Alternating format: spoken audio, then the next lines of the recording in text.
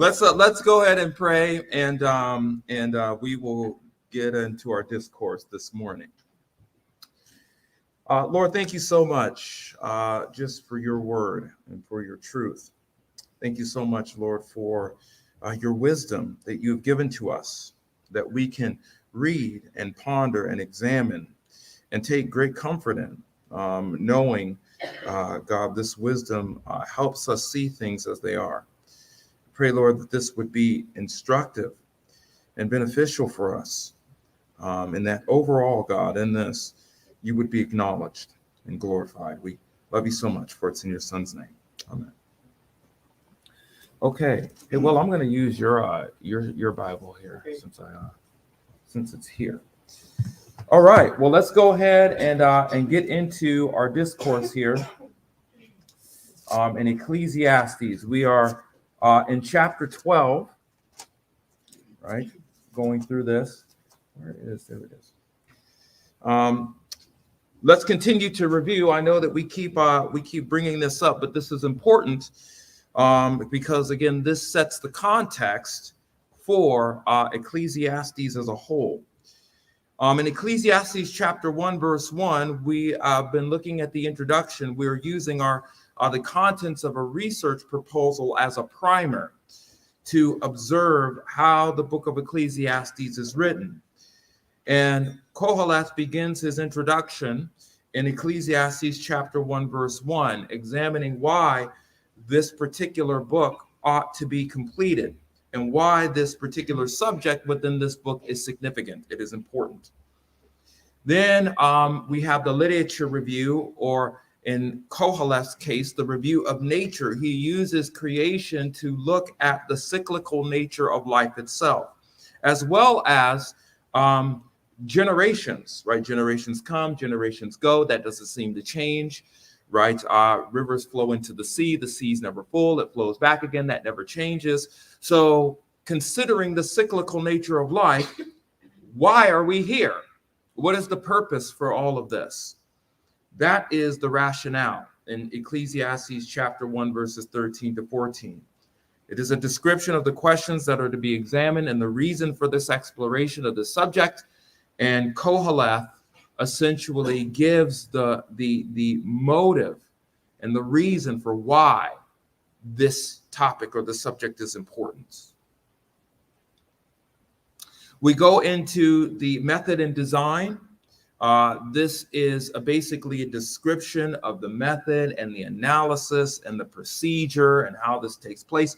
And this is Ecclesiastes chapter 2 chapter 2 to 8. All of the observations that Koheleth does, that Solomon does, he gives the design for it, which I would submit to you that it's a naturalistic observation. That is, he doesn't interact with any of these observations at all. He just notices them and uses God's wisdom to analyze each of them. And then we get to the significance and conclusion. This is chapters 9 to 12. Taking all of this data that he's looked at, all of this information by the wisdom of God, what does this all mean in terms of our overall life and practice here? And he summarizes it all in these 3 chapters, okay? Basically telling us what he's already told us, but the nuggets, the choice information, if you will. Last week, we talked about Koheleth is continuing his line of reasoning from the previous chapter, chapter 11. And he's specifically focusing on young men or young individuals, right? That they ought not to waste their youth, right?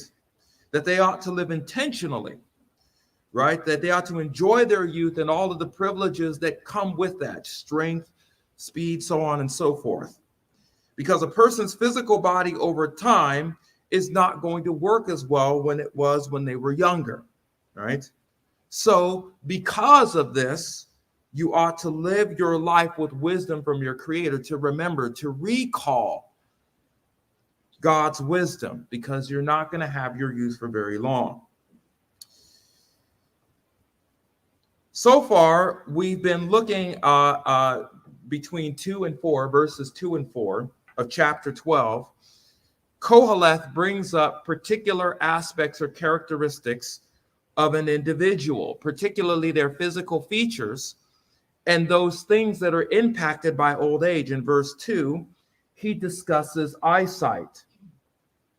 This is in verse 1, remember also your Creator in the days of your youth, before the evil days come and the years draw near when you say, I have no delight in them. Verse 2, before the sun and the light and the moon and the stars are darkened and the clouds return after the rain. This is talking about things that obstruct our vision.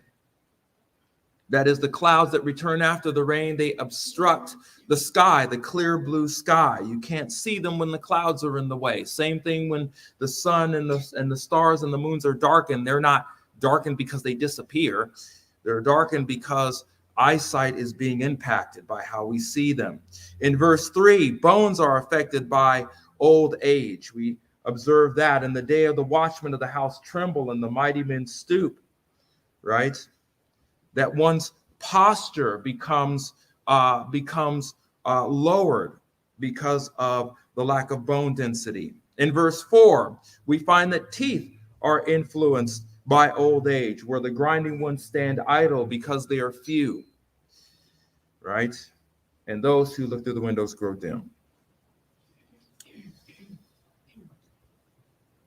Before we get on to the rest of our text here, there's something that I need to remind us all, is that Koheleth is using aspects and activity of creation to make a point concerning life. Now, if you were to read this without all of the information, if you want to know why he uses this language, this eyesight, and to refer to eyesight and bones and teeth and all this, it's not that he hasn't done this before. He's done this all throughout the book of Ecclesiastes. This is a literary device using creation to talk about other things, right? And he will continue to do this throughout this discourse. Okay? So this isn't, if you're not really aware of how this works literary, it would seem kind of confusing to you. Why is he talking about grinding mills and all of these things, right? But if you understand that he's using the culture of the day to talk about these particular features, well, then it makes sense, right? All right, let's take a look at chapter 12, verse 3b. Right? The grinding ones stand idle because they are few, and those who look through windows grow dim. Again, let's take a look at the word in red here, windows. This word is aruba. 9 times this word occurs in the Hebrew scriptures. 1 time it occurs here in the book of Ecclesiastes, this chapter. This word is used all throughout the Hebrew scriptures, and it's used to describe windows, floodgates, and openings. That's the way that it's translated when this word appears in various texts. Essentially, this describes an opening where something like smoke or water, right, comes out of. As a matter of fact, this word is used when it talks about the flood. When the floodgates open, this word, or the windows open, this word is used as well. Okay. Now, those who look through the windows grow dim. The word translated dim in this text is the Hebrew word kasak. Again, if you remember, we talked about this in a few lessons back. It means darkened, to be dimmed. This is the same word that Koheleth uses in verse 2 to talk about the moon and the stars being darkened, kasak. Okay? So similar to the luminaries, that is the sun, moon, and stars, are darkened or dim, those who look, ra'ah, that is those who examine or peer out of the window to see, or an opening. This word that is translated dim is plural and is in the sequential perfect. Interesting. Let's take a look at this here. Reviewing the sequential perfect. Remember this verb, or this very similar to the imperfect verb in the Hebrew. However, this word in the type connects to an earlier verb in the sequence of time or thought. So additionally, this type of verb has the same kind of action as the verb that immediately precedes it. That is look, right? So as a person is looking through a window or an opening, their looking grows dim, right? This is very easy. Koheleth is emphasizing a point he made in verse 2. That's all he's doing. As one uses their eyes to examine and inspect through an opening or a window to see what it is, that looking grows dim. Now, I don't think we have to go through too deep in the weeds to see this. I mean, I wear glasses and corrective lenses. I know most of you guys do, right?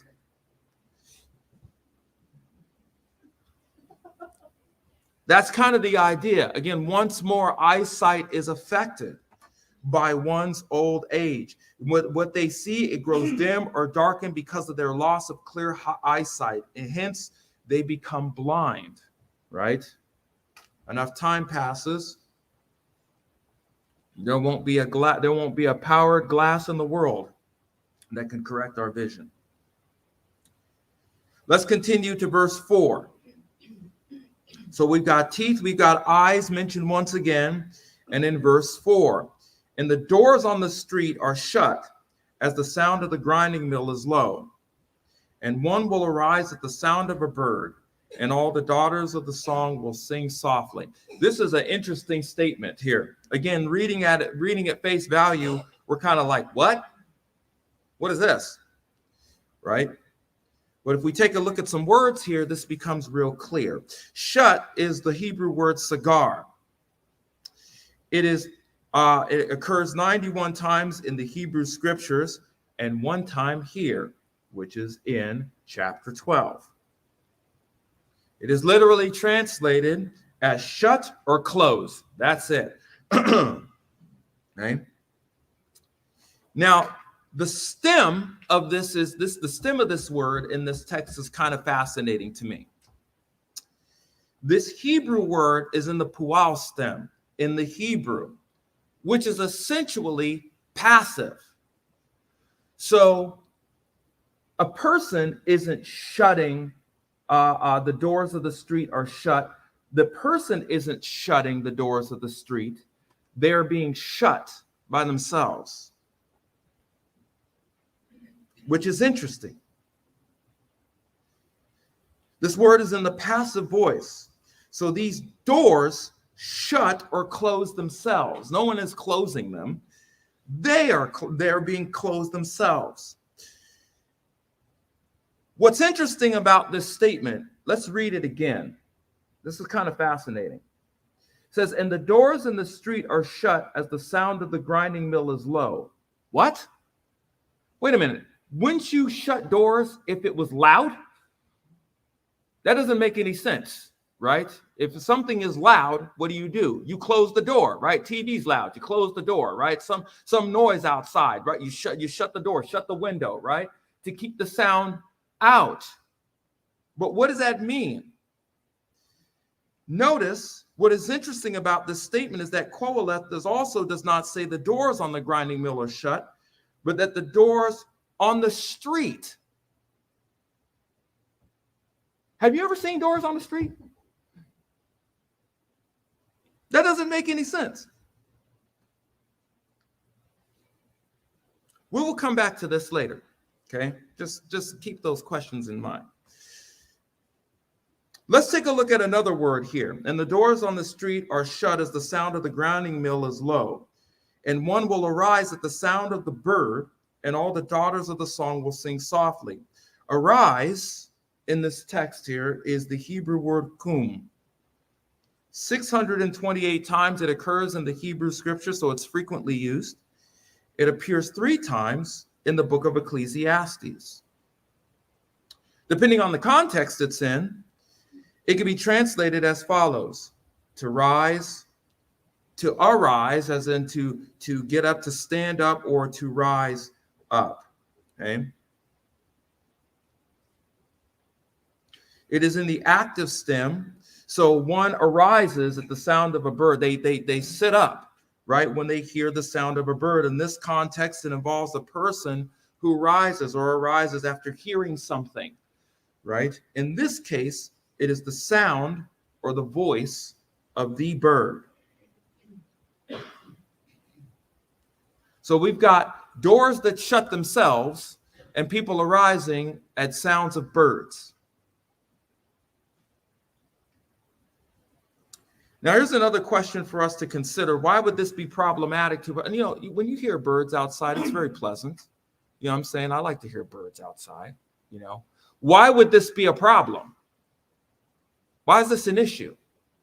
I mean, it's better than hearing a jackhammer, right? Why would a bird be an issue here, particularly in this text? Once again, we'll come back to this statement also. Right. We'll put it all together. And of course, and all the daughters of the song will sing softly. Softly here. This word is sakach. 21 times it occurs in the Hebrew scriptures, and it only appears, and it's one time here in the book of Ecclesiastes. This word again is a verb, and it means essentially to bow, to crouch, or to lower or bow down. Interesting. Okay. Now, what's fascinating about this in the stem that it is in the Nephal stem, which is kind of fun. This stem is the passive action of the qual stem. So one singing gets lowered, not because the daughters are lowering their voice, but because something else is impacting that.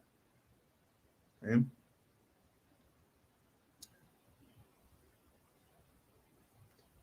As I mentioned before, in this context, Koheleth used this word to discuss the effect of not the singers themselves and the impact on their voices, but the person who hears the singers. In other words, the singers are not lowering their voices. They're not doing that. Their voices are lowered because something is impacting the volume of their singing. Something else. They're not doing it, but something else is. So let's put it all together. All of these things, all of these observations. The entire point of this particular statement that Koheleth makes, verse 4, has to do with the aspects of hearing. That makes sense, right? When a person becomes older, it becomes more difficult for others to hear things. Huh? What? Huh? I'm sorry, you need to speak up. I can't hear you. They have a difficult time hearing things that they could have heard more clearly when they were in the blackness or the prime of their life. Okay? As a result, they may be unable to distinguish certain sounds or voices. And this may frighten them, this may scare them, this may cause them to lose their attention, such as the singing of the sound of a bird. What was that? I don't know what that was, right? The entire point is that the person's means of hearing is impacted due to their old age. That is the point of this statement of Koheleth. So, things that are affected by old age. Sorry, Jane. You got another one. Sorry. Ears are affected by old age, according to Koheleth. Let's continue verse 5. Furthermore, Wait, there's more? Furthermore, men are afraid of a high place and terrors on the road.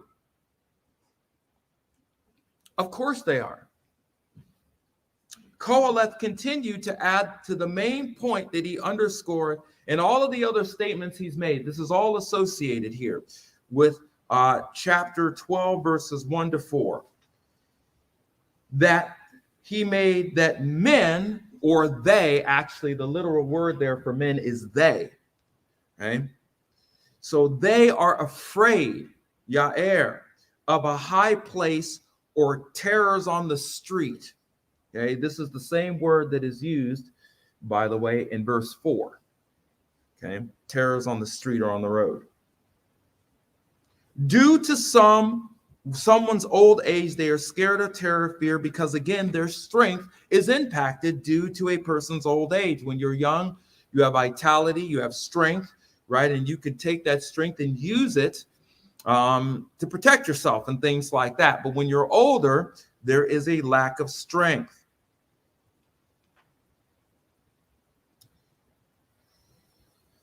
Oh boy. So we have eyes, we have ears, we have teeth, we have bones, and now we have strength is impacted by old age as well.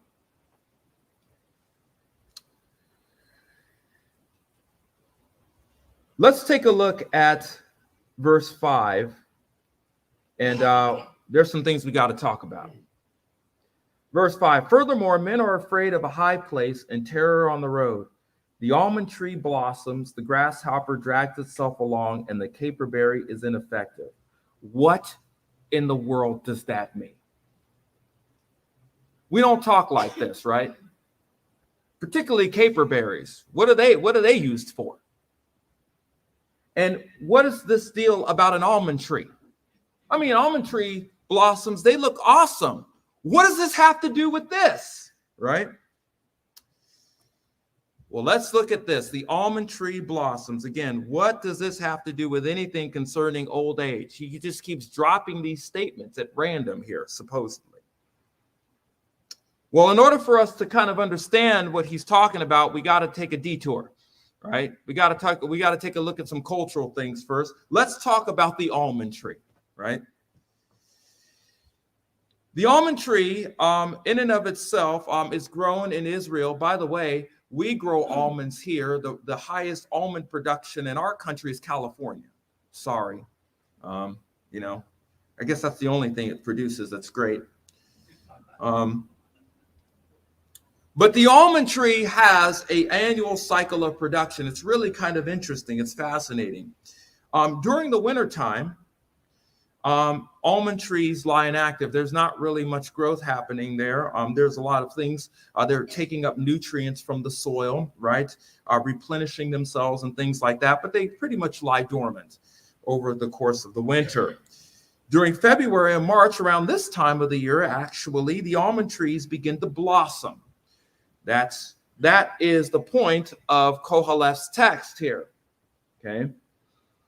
The almond tree blossoms or blooms during this time, okay?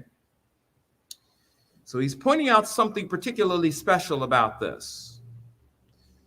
During the latter part of the spring, you have maturation time for the almond. It's kind of encased in this husk or this shell, and that shell needs time to crack open, right? That's where the actual almond is in this husk or hull. During the summer, the hull begins to crack open, and it's almost time for the harvest. During the course of the summer, it dries out more, the hull begins to crack more and open wide, and you can actually see the almond within that hull, which is kind of neat. And of course, they let the hull fall on the ground. And then let it mature some more. And then during mid-August and October, they actually either pick them up or they use a machine to gather up all of the almonds on the ground, right? You would be surprised to know that during February and March that the almond trees bloom, they have with them a distinct color. This is the almond trees blooming during that time. Do you notice anything about them? They're all white, right? This is kind of fascinating because what did Koheleth use to explain the prime of life? Hair, the blackness of hair. What did he also use to distinguish old age? White hair. What a cool thing. In Koheleth's word picture, he pointed to the blossoming of almond trees, not to emphasize the season of their blooming. That's not what he's talking about here. Nor a symbol of their blooming. Like, when an almond tree blooms, it's like the beginning of life. We know Koheleth ain't talking about that, right? Plus, their blooming takes place in the middle of the year. But possibly to the color of the blossoms themselves. Again, once more, this points back to the lack of blackness of their hair that occurs when one is older. Koheleth has already mentioned this in a previous text. He's already mentioned it. In Proverbs 20:29, which I mentioned earlier, he says this: the glory of young men is their strength, and the honor of old men is their gray hair. He's already mentioned this. Okay? The coloring of one's hair from black to gray to white symbolizes, again, this particular period in an individual's life. Or it just means that we need to get darkening dyes and highlights.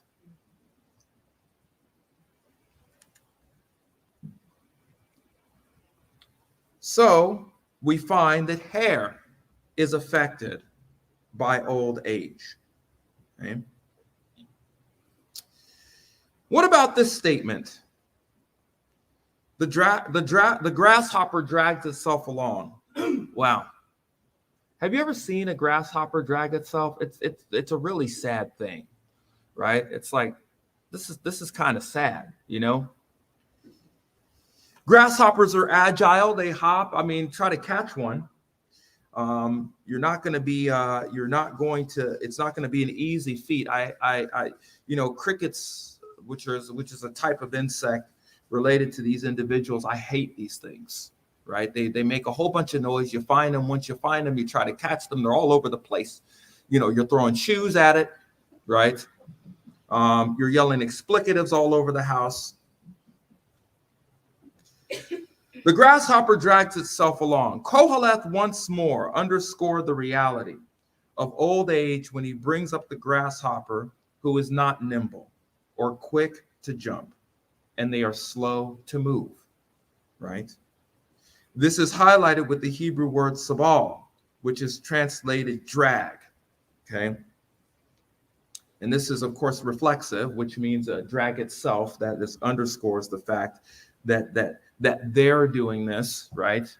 The grasshopper is dragging himself. So think about those who are a little older. They don't have a lot of speed as they used to, and they're not as nimble as they used to be. Again, I used to run track in high school. I was very fast. And my daughter raced me, and she dusted me about a year ago. And she was very proud. She was very happy that she did that. I really tried my hardest, but to no avail.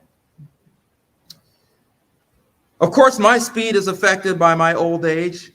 And I'm pretty sure that those of you who are older, I could probably beat you too.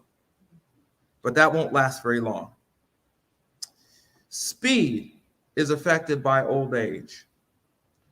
So we have strength, we have hair, we have bones, we have teeth, we have eyes, we have ears, we have hair and speed. Oh boy, but it gets so much better. 12:5, the book of Ecclesiastes. Here we go. And the caperberry, furthermore, men are afraid of high places and terrors on the road. The almond tree blossoms, the grasshopper drags itself along, and the caperberry is ineffective. Ineffective. What does this mean? caper berries. Let's take a look here and examine Koheleth's statement more closely. Now, if you look at a couple of the commentaries about this particular statement, some of them skip over it. Some of them offer a couple of suggestions, right? One of them, we'll take a look at this here. Hold on before I get there, because I'm getting ahead of myself here. Abayona is the Hebrew word here for caperberry. It only occurs here one time in the entire Hebrew scriptures, and that is in the book of Ecclesiastes. It is not found in any other book. Of course, the translation is caperberry. And again, like if you read some of the commentaries, it could mean two things, okay? One, it could mean discussing a taste a person has for their food, or it could be an aphrodisiac, like a kind of a proto-Viagra. Okay, I'm serious. There were commentaries that said this. Okay, so I'm not making anything up, which is why it's here. Okay. I do have some jokes, but I'll move on for the sake of our discussion here. Okay, so I believe the reason for this word, particularly for number 2, why they would say this is because the root word for Abayona is the Hebrew word aval, meaning want, willing, or desire. So I believe some of the commentators are looking at the root word and looking at the word desire, and then they go, oh, well, I think this means that, you know, the caperberry used to be some form of aphrodisiac because of the root word here. Okay. I don't know if that's true or not. We'll take a look at this.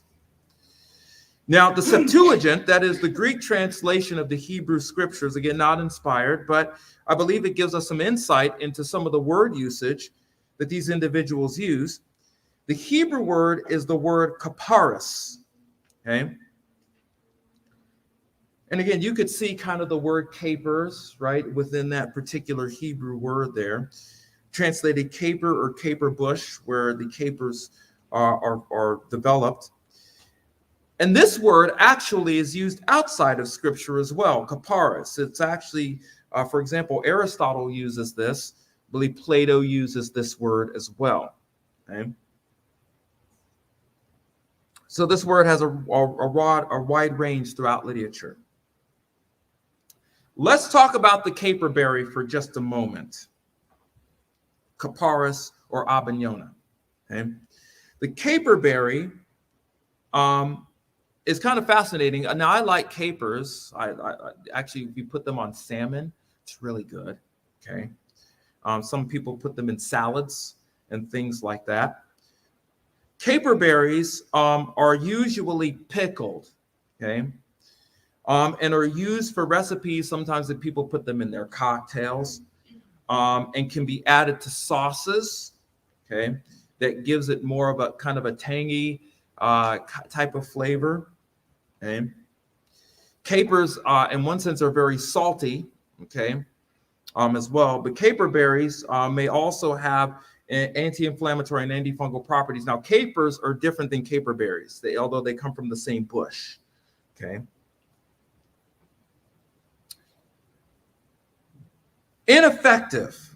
What is the word for ineffective? That is the Hebrew word parar. 50 times it occurs in the Hebrew scriptures, and it occurs one time here in the book of Ecclesiastes. We have a lot of one-timers here, right, in this particular context. Again, this word is in the Hiphil stem, and it means to make effectual or to cease, okay? Which means, in this context, whatever the caperberry is used for, it ceases to work. It does not work. It is ineffectual. Okay? So what does this mean? Is this caperberry talking about an aphrodisiac? Or is it talking about the taste of something? Well, I'm convinced, based upon some of the context, some of the facts of what a caperberry does and what they use it for, it's more than likely discussing a person's taste. Okay? A person's taste that wanes over time. By the way, this is also observed, whereas taste buds, when we get older, they die off on our tongues. Okay? We lose less every year, and they don't come back. So what do? We end up tossing a lot of salt and seasoning on all of these. I know that our Tanya's grandmother used to do this all the time. I mean, her plate came with a side of salt, right? She just salt everything, right? Just take it and put it in her mouth and start eating things, right? Well, this is natural. This is the natural occurrence of individuals. You've tasted things. I remember tasting this like 5 years ago. This was different. It doesn't taste like it used to. Yeah, because one's taste changes, because the palate changes. Old age affects one's palate. Even the seasoning of the caperberry is useless to enhance the flavor of food. Now, this is kind of cool. I'm not talking about chapter 12. I mean, I'm sure you guys want to jump off a bridge at this point, but it's kind of cool that there is a statement that connects to this. Okay? Turn with me to 2 Samuel, chapter 19 specifically.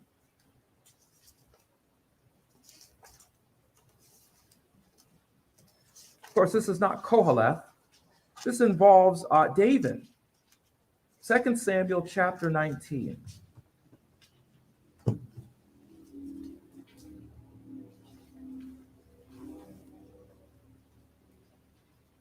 This is when David is restored as king.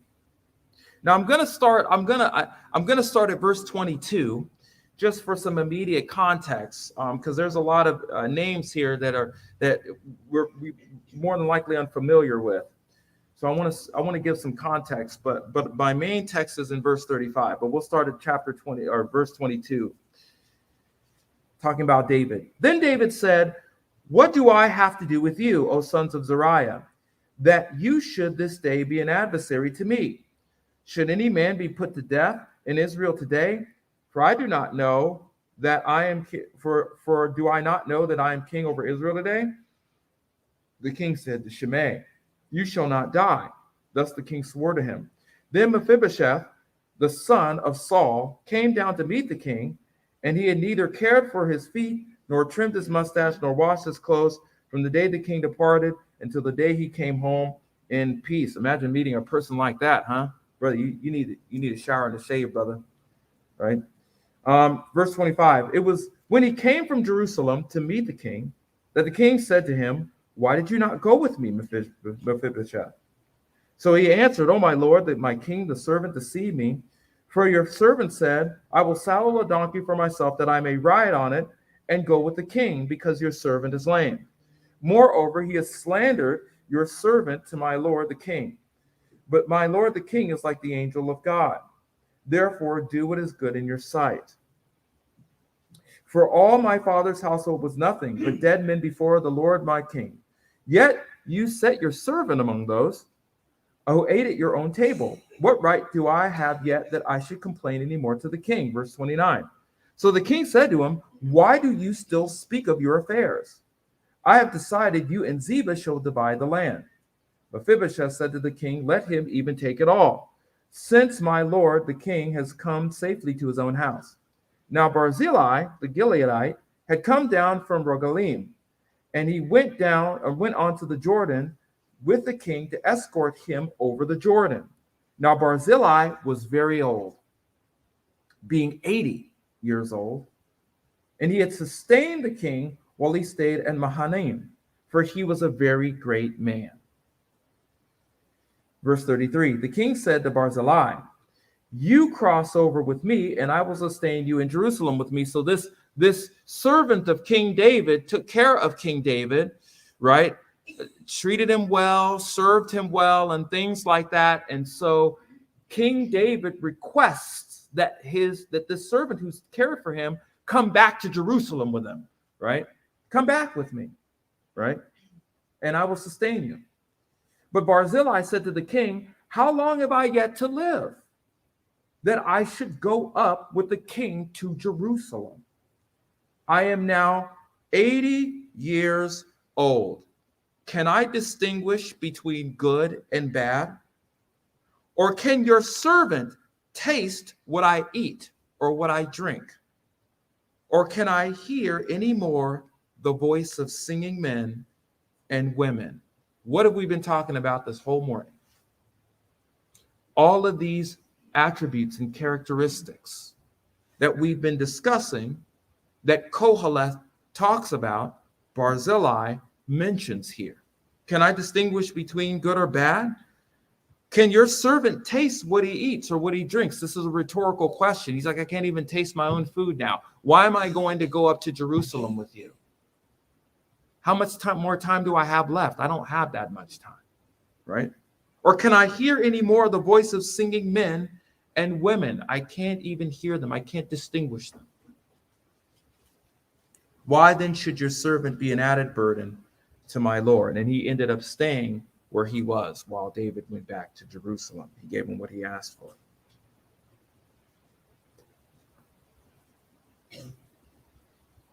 Taste is affected by old age, verse 5.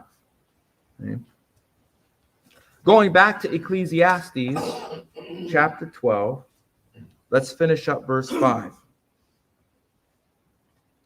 For man goes to his eternal home while mourners go about in the street. There's not much here. Koheleth continued to discuss the inevitability of humanity, that a person will pass away, leaving behind those who grieve. These particular type of individuals that bear these characteristics. After a full age and aging out, they leave behind those to mourn for their loss. The person who is in a state of lament. Here's the sum up. Koheleth goes through and completes the entire trajectory of a human being's existence, their physical life. Once more, again, this is written within the context of those who are young. Those who are older are a little bit more aware of this, right? But not so much those who are young, though they're convinced that they may live forever, right? That those who are young ought to read this and realize that they ought not to squander their youth on trivial pursuits. We're not talking about the game here. Right? But again, to live intentionally, this is all about intentional living. Because all of our lives may be short, but youth and the privileges that come with being young are much shorter than that. Right? That is the whole point of Koheleth and why he's addressing young individuals, young men, but particularly all young individuals. You don't have that much time with your youth. So don't waste it. Don't waste it. Live intentionally. Ladies and gentlemen, next week, we will conclude this chapter. Wow. And the book itself. I'm not fond of finishing this book. I want to keep going. But we will finish it next week. Let's go ahead and pray, and we will close out. Lord, I thank you so much for Koheleth and his words of honesty, that if I had known then what I had known now, when I was younger, my life possibly would have been a lot different. The choices I would have made, I would have sought to live more intentionally. Same thing here. I pray, Lord, for our young ones here, that they would take these words to heart, that it involves them, that their youth is not as long as they may think. And that because of that, they ought to learn wisdom and use wisdom well, so that when they look back on their life, there are no regrets. Because the things that they can do now when they're younger, they're not able to do when they are older. And for us who are continuing down this line, who are older than those who are younger, may we continue to use wisdom intentionally and live our lives in accordance with your will and your desire. We thank you so much for it's in your son's name. Amen.